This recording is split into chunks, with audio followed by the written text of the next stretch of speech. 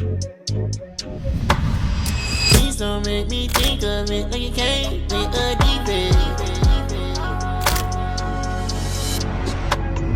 You talk to me dirty, I'm talking back like a reflex. Magandang araw po sa lahat. Ako po si Jivon Glenn L. Canday at sa video na ito ipapaliwanag ko kung ano ang NBI clearance at paano ito makukuha. Ang NBI clearance ay isang opisyal na dokumento mula sa National Bureau of Investigation sa Pilipinas. Ito ay nagpapatunay na ang isang tao ay walang criminal record o kaso sa bansa. Kadalasan, itong kailangan sa pag-a-apply ng trabaho, pagkuha ng passport, at pag-a-apply sa ibang bansa o mga legal na dokumento. Ano ang mga kailangang dalhin bago kumuha ng NBI clearance? Kailangan muna natin ihanda ang mga sumusunod. Una, valid ID. Halimbawa nito ay ang national ID, passport, driver's license o school ID. Pangalawa, bayad para sa NBI clearance. At pangatlo, ang online appointment mula sa NBI website. At narito ang hakbang para kumuha ng NBI clearance o mag-set ng appointment sa kanilang website. Unang hakbang, mag-register sa NBI clearance online website. I-fill up lamang ang form na kailangan, halimbawa ang iyong pangalan, edad, at iba pa. Pangalawa ay mag-set ng appointment schedule at piliin ang NBI branch na pupuntahan o nasa inyong lugar. Pangatlo ay magbayad ng clearance fee sa pamamagitan ng online payment o payment center. Hakbang 4. Pumunta sa napiling NBI branch sa araw ng appointment. At panglimang hakbang ay magpa-picture at fingerprint scanning.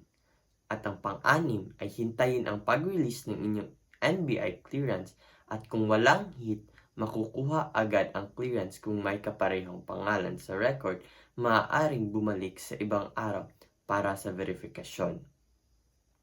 Mahalaga ang NBI clearance dahil ito ay patunay na ang isang tao ay may malinis na record. Nakakatulong ito upang mas mapadali ang legal na proseso tulad ng pag-a-apply ng trabaho o pag-travel sa ibang bansa. Tagpuan po natin ang PAGDO o ang National Bureau of Investigation Pagadian District Office sa RCH J+F29 NBI BLGU Building Capitol Compound ng Pagadian City, Zamboanga del Sur, Pagadian Street. Ito ay malapit sa Consolacion at sa Uru Street.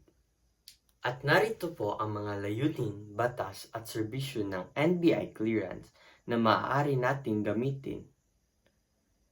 Una, ang layunin ng NBI clearance ay patunayan na ang isang tao ay walang criminal record o kaso. Pangalawa, magbigay ng legal na dokumento na kailangan sa iba't ibang transaksyon. Makakatulong ito sa pag-verify ng pagkakakilanlan ng isang tao. Pangatlo, ginagamit din ito sa pag-a-apply ng trabaho, pagkuha ng passport o pagpunta o pagtrabaho sa ibang bansa at iba pang legal na dokumento. At ito naman ang mga serbisyo ng NBI clearance. Pagkuha ng bagong NBI clearance. Pangalawa, renewal ng NBI clearance. At pangatlo, verification ng criminal records. At ang pang-apat, biometrics o fingerprint at picture. At ang panglima, ang online appointment system.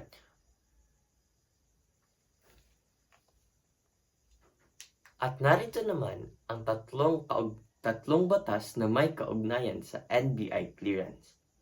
Una, ang Republic Act numero 10,867 o ang Reorganization and Modernization Act. Ito ang batas na nag-aayos at nagpapalakas sa kapangyarihan ng National Bureau of Investigation upang magsagawa ng investigasyon sa mga krimen at magbigay ng NBI clearance. Pangalawa ay ang Republic Act numero 10,173 o ang Data Privacy Act of 2012. Pinoprotektahan ng batas na ito ang personal na impormasyon ng mga taong kumukuha ng clearance. Ang pangatlo ay ang Republic Act numero 1155 o ang Philippine Identification System Act. Ang batas na ito ay tumutulong sa pagkilala sa pagkakakilanlan ng tao gamit ang national ID na maaari ring gamitin bilang valid ID sa pagkuha ng NBI clearance. Sa NBI Pagadian District Office, ang pangunahing namumuno ay si Norman R. D. Campong o ang agent in charge ng NBI Pagadian District Office. Ang kanyang mga kasamahan ay karaniwang membro ng isang NBI District Office. Hindi laging inilalabas sa publiko ang buong listahan ng personnel, pero sa isang NBI branch, karaniwang kasama niya ang mga sumusunod na posisyon. Una, special agents o ang mga nagsasagawa ng investigasyon. Pangalawa, ang NBI investigators o field agents. Ito ay tumutulong sa mga kaso at operasyon. Pangatlo, ang administrative staff o ang nag-aasikaso ng records at dokumento. At ang pang-apat ay ang fingerprint o biometrics personnel. Ito ang kumukuha ng fingerprint at picture para sa NBI clearance. At ang pang-apat ay ang security personnel. Sila ang nagpapanatili ng seguridad sa opisina. I just had to let you know you're She a happy baby, she